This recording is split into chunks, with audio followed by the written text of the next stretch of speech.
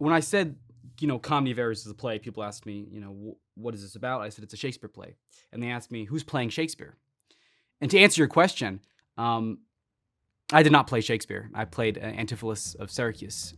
My name is Lisa Ruiter, and I played Luciana. So my name is David Thomas, and I played Antipholus of Ephesus. Story of the Comedy of Errors, two identical twins. They get split at birth, and then they meet each other on this one island called Ephesus. And then that's where the errors arise. So some of the themes that we played around with were respect, which is taken and given, especially with my character, because I've built up this respect, and then basically by the end, majority of it is gone. There's so many themes, but the biggest theme that surrounds the entire play is the yearning for family and the connection of feeling whole when you have the whole family with you. Like finding your other half. It's mentioned multiple times in the show. Antipholus is like, I'm a drop in the lake of water looking for my other drop. Like that search for, finding a home. This play is so full. You'll feel full afterwards. You won't be like, oh, that was really sad, or that was really happy. It was just like theme of family and yearning for being whole with your family. So Luciana is the younger sister of Adriana, who is married to one of the Antipholuses. She is very lively, optimistic, carefree, in a way childlike, and just like a little naive. And she represents like a certain lightness and joy of life.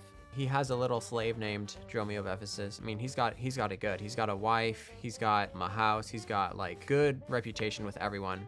And so like he's just very like pompous and like, I know what I'm doing. Like this is my place. He's really lost a lot of that reputation and a lot of that respect that he had. By the end of it, he's reunited with his family. So he's able to gain his respect back. And he's also been able to gain this new brother that he's never really known. The round was very interesting. At first, I was in the middle and I just like said my lines as I slowly turned to every single person. But you're not supposed to do that. You're supposed to go from one side onto the next side, but you can't randomly turn. You have to have a specific reason why you're turning and like a specific action. You have to move and you have to change your tone. As we were practicing, we had the amazing stage that Christy built.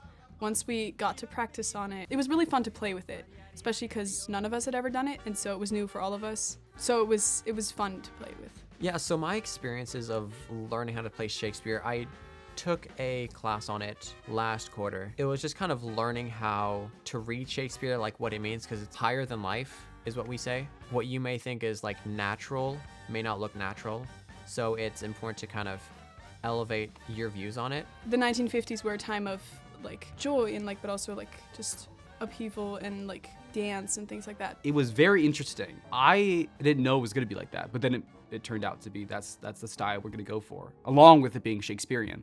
But it was really cool because we added in Theo Pashley, an amazing musician. Even though all of us had to like make our voices really loud so that everyone could hear, Theo's voice would bellow. Theo was the announcer. It was like a 1950s news announcer. So that grounded people. He's like, okay, here's the story. And then we went into the story. And at the end, he's like, this is the end of the story. Have a good night. So it was like you were there for a radio show or like a show in general. Costumes were fun. I know they wanted to paint my hair, and I was like, I'd much rather see Tim Flood with red hair than me and brown. And it was just so great seeing like the other actors too, like Emily Maisie played Dromio. It was so great to see them play with that and have so much fun. Going into that role, I felt like I could just go on the stage. I had different clothes, I had different facial hair, I had glasses, I had everything, I had a different way of walking. I could just be that kind of character and just be really big the whole time. Tim Flood's a great twin. I would have loved if he had red hair. Let's start the tale one dark and stormy night, when Adrian of Syracuse saw all that he knew, the graves whose lives black, where it always goes on top.